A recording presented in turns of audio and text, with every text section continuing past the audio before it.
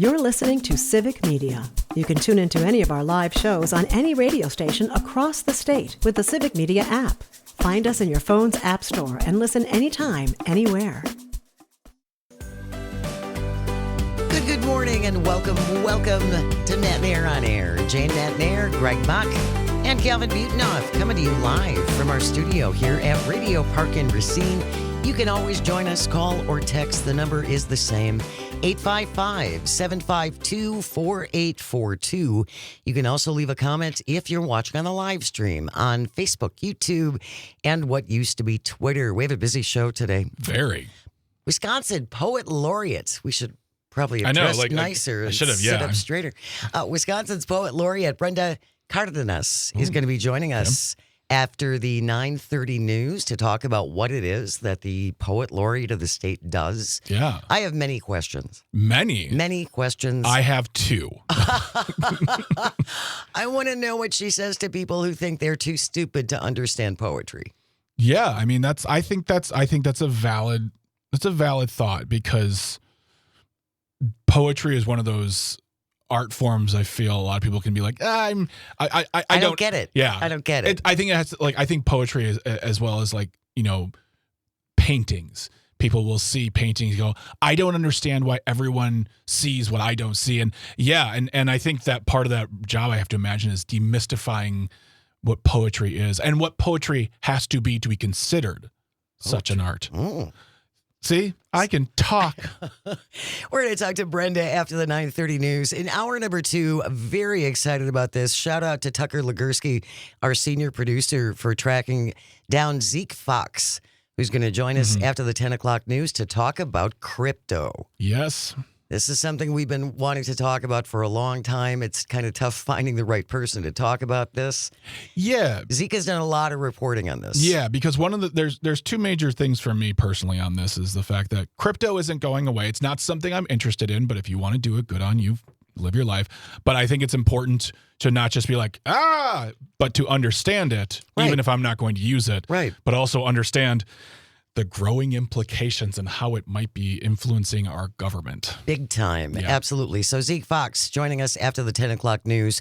For the last half an hour of the show, we will lighten it up as we always do for Audio Sorbet today, where we take a breath and get away from the news. Essentially, we clean your ears with fun. Yes. Jimmy Cliff has passed away at the age of 81. We were talking about this before we came on the air, and he was so hopeful. Yes. Jimmy Cliff's songs he came from really rough circumstances, had a really tough childhood, and he still kept hope. Yes. So we want to talk about songs that give you hope. Yes. Songs that bring you up. That's going to be our Audio Sorbet conversation today after the 10:30 news, and then we'll wrap up the show today with This Shouldn't Be a Thing. Today, Saved by the Bell edition. If you know what that means, yes, that's essentially what it means. And if you think you know what it means, no, it doesn't. I can be vague, too. Stick around for This Shouldn't Be a Thing, the Saved by the Bell edition coming up at the very end of the show. I did want to start off with this, though, because this made national news. Ann Kleber in the Milwaukee Journal-Sentinel, Slender Man stabbing defendant found in Illinois after escaping a group home. For those who remember, Morgan Geyser was charged with attempted murder when she was 12 after she and another friend stabbed a friend to appease this fictional online character, Slender Man. She went missing from her group home November 22nd after she cut off her Department of Corrections monitoring bracelet. She's now 23. Was it that long ago? It was a long time ago. Oh, my goodness. She was in custody for a long, long time. Yeah. But, she went missing from her group home November 22nd after cutting off her bracelet. She has since been taken into custody in Illinois on November 23rd, the next day. They also say that she was with the company of some other adult. So, again, Morgan Geyser back in custody. All I could think of was the poor girl who was attacked. Yeah. And I know that, I don't want to say poor Morgan Geyser at all, but there is something to be said about these types of situations where it once again brings into account the discussions of mental health and what children see online and protections that are needed, more protections than just a pressing a button saying parental controls that a kid can go in and say, nope, I don't have to do that. So I'm glad she's back in custody. I'm glad for as you mentioned, the person who was the victim had to have not been sleeping well. No doubt. And also the fact that because of the theme of the case, it was also open for a lot of joking and a lot of ridicule and not satire, but in a situation like this, when you have so many problems, there was nothing ever funny about it. I didn't feel like it. And also being in Wisconsin, it's just another thing. It's like, can we strip away all the jokes, can get to the nitty gritty of it all and what the problem is in here? So I'm glad she's back in custody. I'm glad that that's taken care of. And yeah, she is. Morgan Geyser is back in custody. So again, I just wanted to share that because again, this has made that hit national news over the weekend. I wanted to start off also with this. This is from Wisconsin Public Radio. Evan Casey has the byline. Republican lawmakers propose new fees for hiking, biking, and cross-country skiing on state-owned land. Hikers would need a $20 permit now to hike on state land. This package of bills from State Representative Chance Green, Republican from Grandview, and State Senator Rob Staffsholt from New Richmond, also a Republican. They want to help the DNR, which has a $16 million budget shortfall, by hiking fees. They said hunters and anglers have shouldered the burden of rising fees whenever the DNR needs more money. That is not fair. Expanding a new revenue stream, the most common sense way to help the DNR with its money problems. So this package of bills called DNR Revenue Stream Refresh would require adults to pay for a $40 permit to cross-country ski on state properties. Also a $40 permit if you want to ride a bike on groomed mountain hiking trails or other trails. Adults who forage on state property would also have to pay $40 for a permit. And hikers would have to pay $20, although trail passes are already required at a lot of state parks for biking, cross-country skiing, and horseback riding. The current fees, $25 for an annual pass and $5 for a day pass. Again, according to this article in the Wisconsin Public Radio, the fees proposed are higher than many of the fees for hunting and fishing. So we're going to shoulder. So it's you know what? I'm not even going to. This is a clear-cut case of the fact that Wisconsin legislators will not put the money into these. We have a $4.6 billion surplus in the state. And instead of taking some of that money, and I'm going to say this word slowly, investing in our natural lands, in our natural landscapes, in conservation, which we have spoken about so many times in the past. This is a topic which crosses all political lines. People who hunt, people who fish, people who hike, people who bike, they all have a vested interest in conservation, and all of those individuals don't just vote for one party. And the fact that one party refuses to infuse these departments with the money they need to do the jobs they've been charged to do, instead saying, let's just put it on the backs of the voters. Let's just put, now you have to pay. Well, it's a usage fee. Yeah, but we have the money to do this. Well, I just find it interesting because normally Republicans would be the ones bashing all over Democrats for raising fees for things. Well, right? Yes. I mean, it's the wheel taxes, which communities are talking about because of the same problem, going back to our state legislature, refusing to invest any money into our current systems.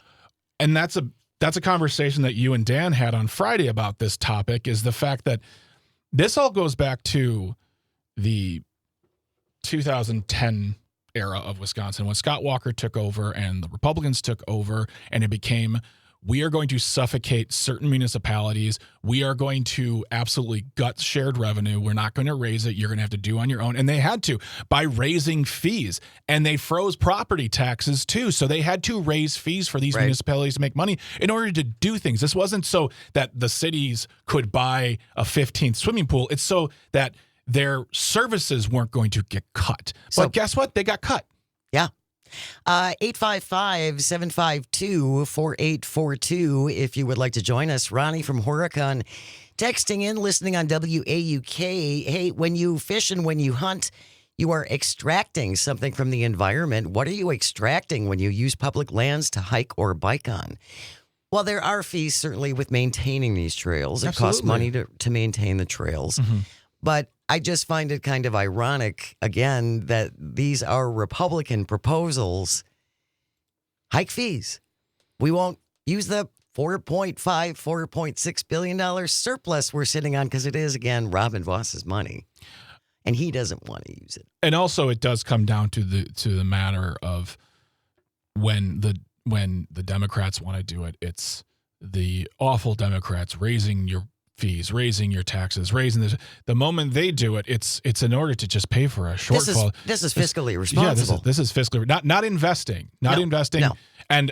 And granted, yeah, a $15 hike will definitely raise some more money, but that may keep people from not doing it because budgets are getting tight and people have to make decisions on what they can spend their money on.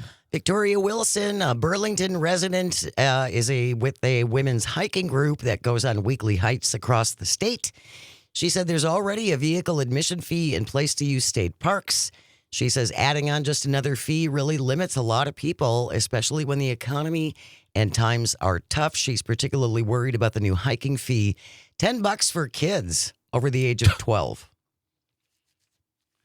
I mean, I'm not saying get rid of the fees. I'm not even saying don't raise the fees. I'm saying invest some money and then maybe say, instead of making a $40 fee, make it a $30 or $30 whatever. $25. Yeah, you can do it incrementally over time, but you still have that pile of cash sitting there that could fund so many things in the state.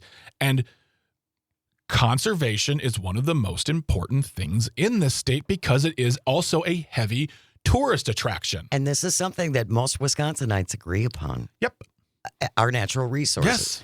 Yes. Cindy from Appleton is joining us on the line. Good morning, Cindy. Thanks for joining us. What do you want to say? Well, are you on a specific topic, or can I get off the subject a little?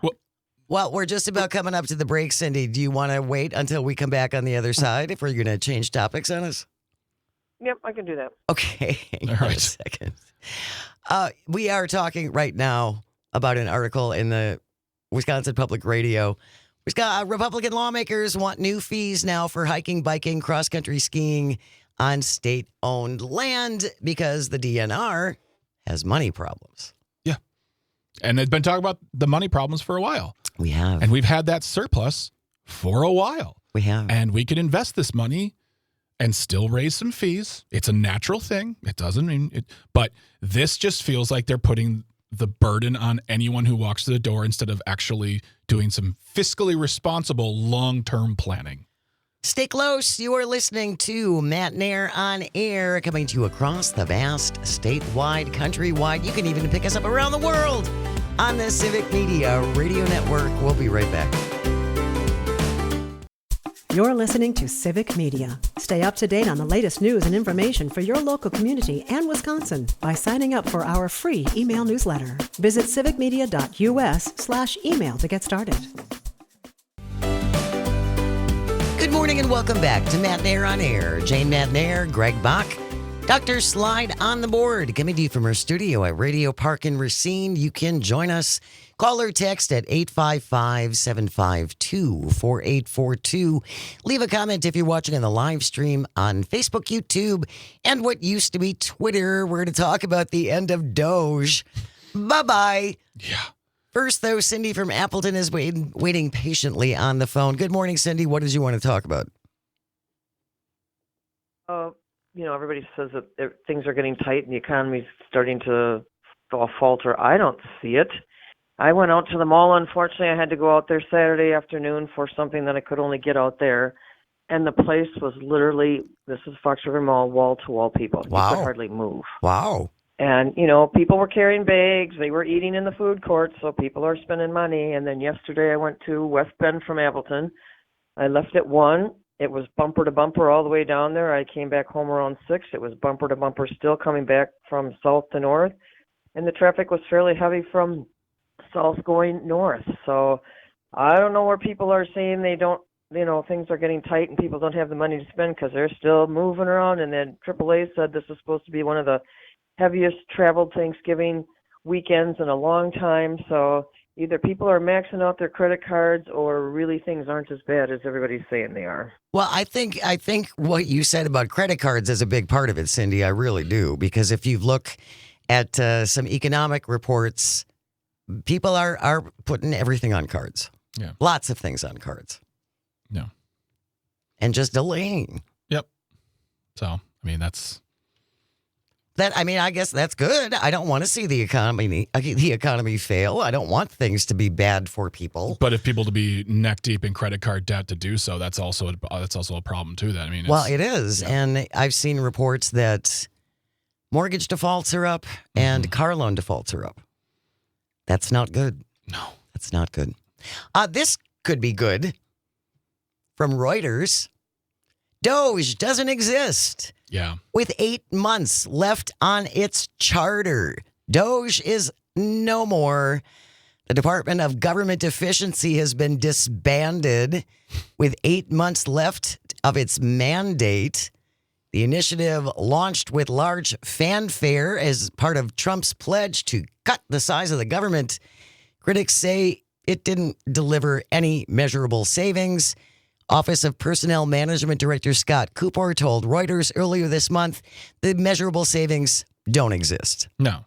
And I looked up an article on this, and when I came to CNN article they did, they basically also said we won't really be able to quantify what DOGE has accomplished. It says we probably can't, according to Nat Malkus, a senior fellow at the American Enterprise Institute, who tried to keep track of DOGE's accounting for its cuts, because even though they said all this transparency, there was no transparency, none greater than this.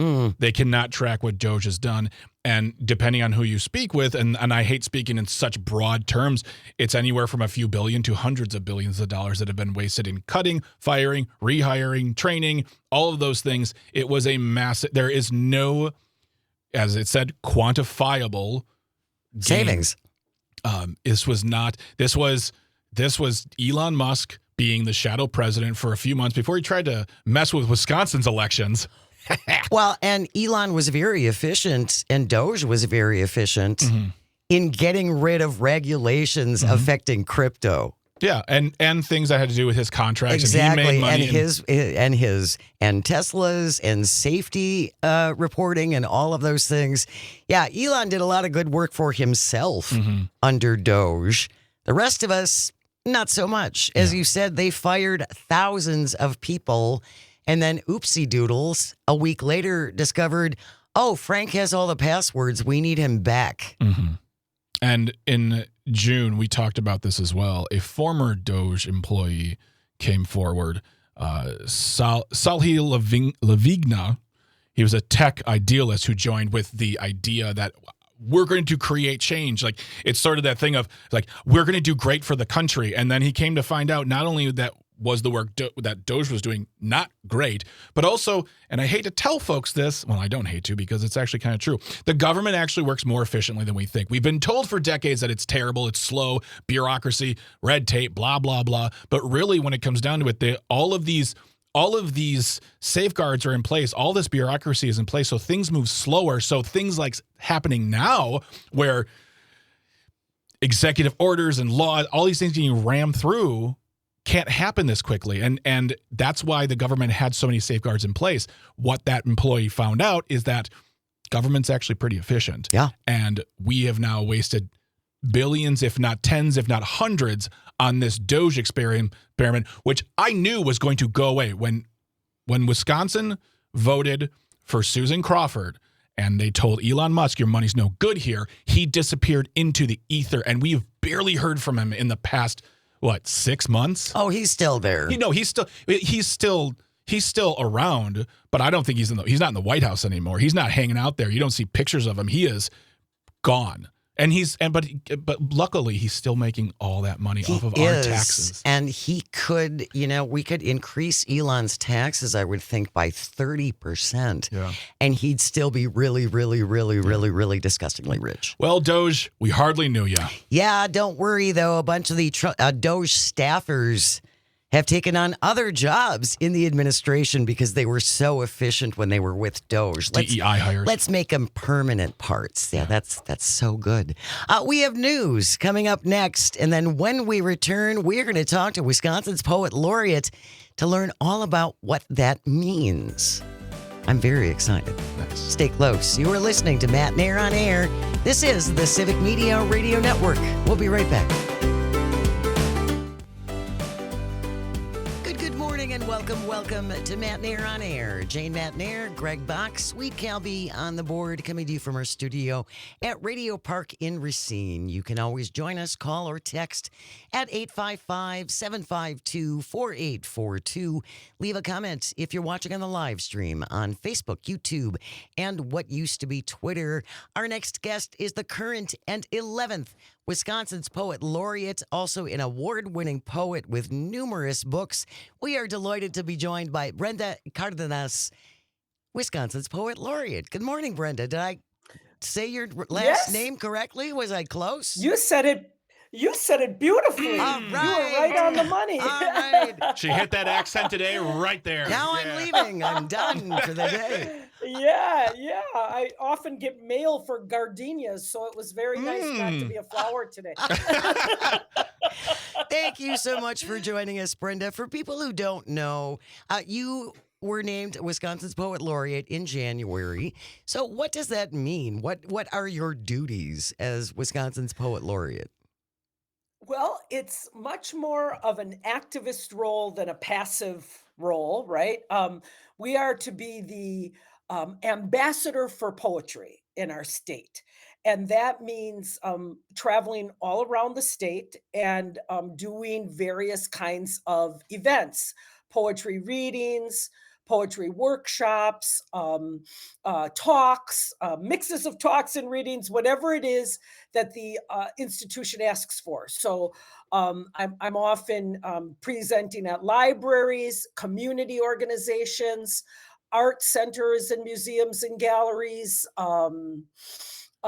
many different, you never know what it's going to be. I guess I'll even be, I'm going to be writing a poem for the Martin Luther King Jr. Day celebration at the Capitol, in the Capitol wonderful. Rotunda, that I'll be delivering. So it's all kinds of different activities. Plus the Poet Laureate also, when you apply, you propose a project, a special project in addition to all those visits. And then you also work on the project. Well, tell us about that project. I'd love to know, because honestly, I do not. I will be the first to admit, I do not know what goes into the process of picking a poet laureate. I did not know there was an application process until we got our research and but as part of that application, you said, what is this project about? Well, the poet chooses whatever kind of project they want to pitch. And I have long been a lover and admirer of the visual arts. And so I write a lot of poems myself that are inspired by works of visual art. And they call that ekphrastic poetry. It's just a fancy Greek word for what it is, really, which is poetry inspired by art. Yeah, inspired. So I had a website built, divided the state into 7 different regions, and it's going to work like a relay, or like the old game of telephone, if you remember that from childhood. I do. So in each region, poets, you go onto the website, you sign up to be a participant, and or register is a better word for it. And then you can post, if you're one of the first 10 in your region, you can post a poem that you wrote that was inspired by any work of visual art in the world. You post that poem. Then 10 visual artists in the region will look through those poems, find one that's inspiring to them. They create a piece of visual art, they photograph it, and they put that up on the website. Oh, cool. Then more poets in that region who weren't the first 10 choose a piece of that visual art that was just posted. They write a poem, they post it. More visual artists come, That is right? And cool. those relays will go on for as long as there are participants in each region. I imagine some of them in more populous regions will be longer, Sure. of course, Sure. right? But my hope is just to see, you know, this go back and forth at least, 4 or 5 times, and in some regions, and longer in other regions. That is And then really they will cool. all be Thank you. It is. It'll all be archived on that site too. So all the work will be archived there, so people will be able to look at all of it. I am wow. I didn't. That's amazing. That is absolutely amazing. If you're just joining us on Matt and Aaron Air, we are speaking to Wisconsin's 11th poet laureate, Brenda Cardenas here, and we are talking about what it takes to be the poet laureate, what the job is, which is actually, I mean, I think if you would have asked me a week ago, I would have said like, well, you probably sit in a room and write a lot of poetry, and then but you actually go and you travel and you talk and you teach and you inspire and engage, and that's also amazing. Mhm. And looking at an interview that you did with Notre Dame, I saw that, you come from a family of artists. This is not, you didn't just pick up a pen one day and say, I'm going to write poetry. You were inspired by the art of your family. Well, to a degree. I mean, they would have never called themselves artists, Okay. right? They were work. I came from a very working class Mhm. family. They were truck drivers. They were factory workers. They were, even tannery workers, right? But my one of my uncles, when he was serving in the Korean War, he had art talent. So they put him in a position of creating commercial art. And so he got trained in the army to become a commercial artist. Wow. And then he stayed that for the rest of his working life. And he could also do on his own time, he would paint, but not commercially, Mhm. right? And my father could draw. He never called himself an artist. He Yeah. never did anything with it, but you would ask him to reproduce, like, a teenager, an album cover, right? Oh, Sure. dad, will you draw me Cat Steve? And he could do it, right? Oh. And then I had, they were more like artisans. So I had a cousin who rode rodeo and broke every bone in his body riding rodeo, but he also made all of the chaps in the saddles and did all of that Wow. fine leather tooling, that beautiful leather tooling. Mhm. Another cousin who's a fine furniture maker. And my brother he's still working, a commercial artist. So that it ran in the family, although only my brother and my uncle would have said I'm an That they artist. were artists. Sure. Yeah. You It's just know, something I yeah. doodle. They probably just said, Yeah. I just doodle. That's my Or thing. yeah, right. I do it in my spare time. Yeah, Right. I completely get that. And I think hearing that Yeah. though, it can be inspiring to some to say, you know, you might have a full-time job, and that job may be one of the working class blue collar. That's where I personally come. My dad was a truck driver, Mhm. but if you have those talents, you should still, especially I feel like today, in today's day and age, we saw people in COVID exploring their talents and interests in art and really coming out of their shell and saying, I want to express myself. And it doesn't mean you have to try to make money or become recognized. It just means you are expressing yourself, which I think is important for what you are doing, Brenda, going across the state, inspiring people. Exactly. Do you? Oh, I would imagine that you talk to a lot of kids, and I can remember Brenda being in fifth grade and writing these really tortured fifth grade girl poems, and Mhm. I wish I still had them. Me too. I would love to God, I wish you read did. them back, but. I do think that there is something that teens are able to express through poetry that they might not be able to do in other ways. Yes, exactly. And sometimes they're more talented than any you would ever imagine. Because, well, I mean, teenagers are by the time they're teenagers, they start to edit themselves a little bit. But when they're younger, Mm. they are not editing themselves and they speak lines of poetry all the time, right? But teenagers also are going through so much. They're going through what every generation of teenagers has gone through, that change, right, in your physical body No and one everything understands else. me. And Yes. like you, oh yeah, falling in love and getting hurt and all of that, right? And they need to express that. And then they're also living in a very trying time and Mhm. world right now. If you think about things like just like they went through COVID, Mhm. right? And if you think about things like the state of the earth, right? They're living in the Anthropocene, right? So it's, I think, maybe even more important than ever that they have some outlet of creative Yeah. expression. And Absolutely. when I was working, I was a teacher and professor my whole life, and taught for 35 years. And I taught everything from seventh grade to doctoral students. That gamut. So Wow. yeah. Yeah, so I know how to switch the gears Yeah. to sort of bring this message, or bring a like a little writing workshop to all different ages and all different skill levels. And that is really important. I want to say that about the project too, is that everybody's invited.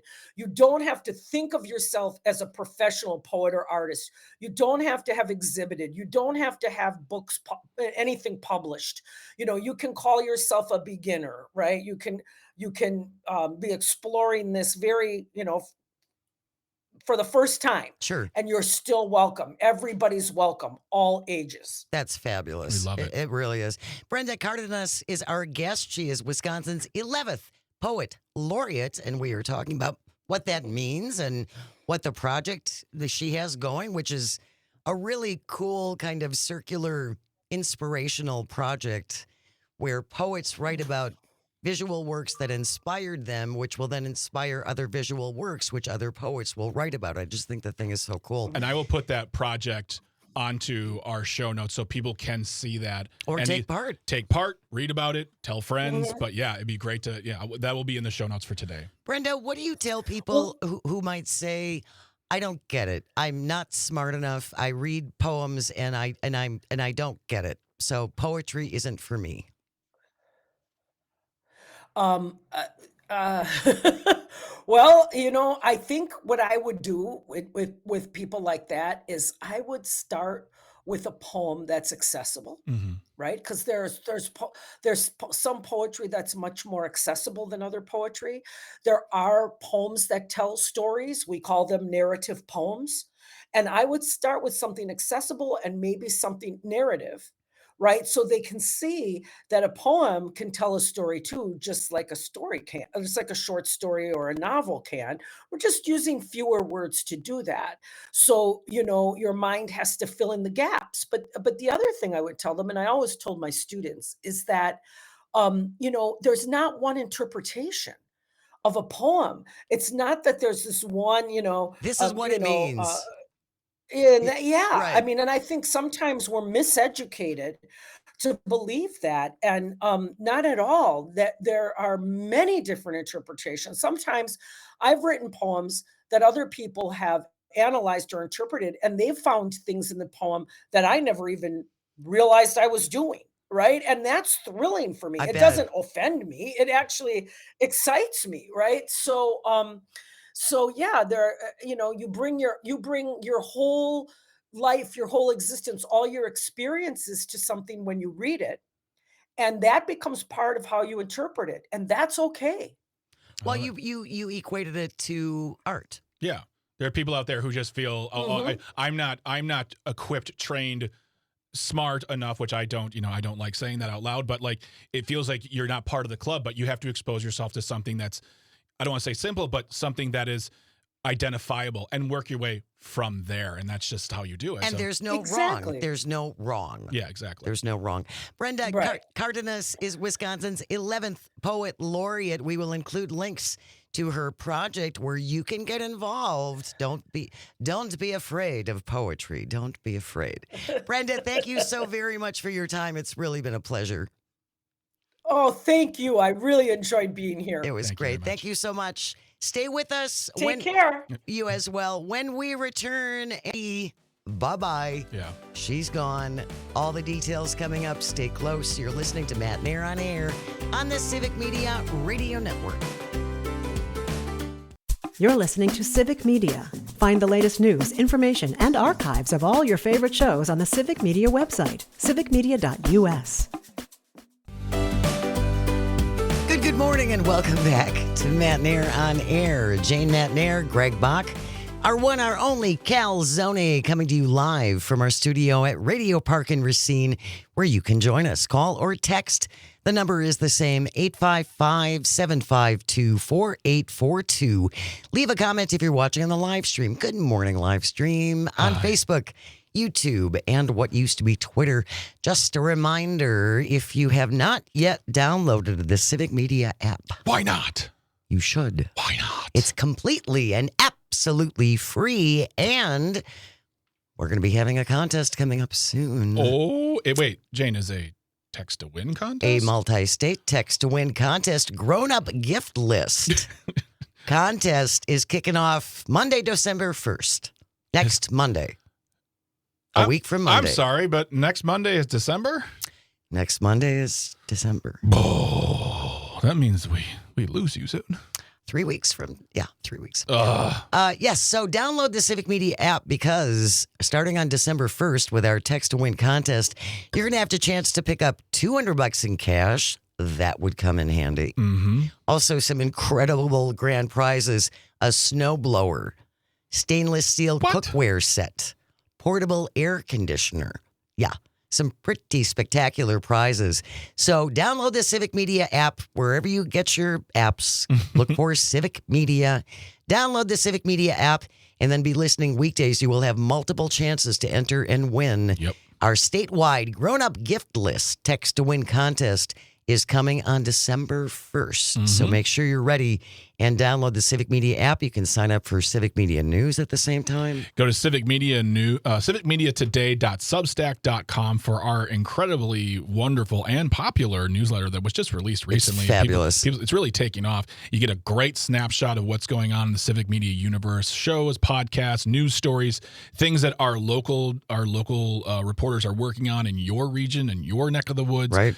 And it's just a great once-a-day distillation of everything happening here at the network. Go to civicmediatoday.substack.com and sign up. It as well as the app are both free.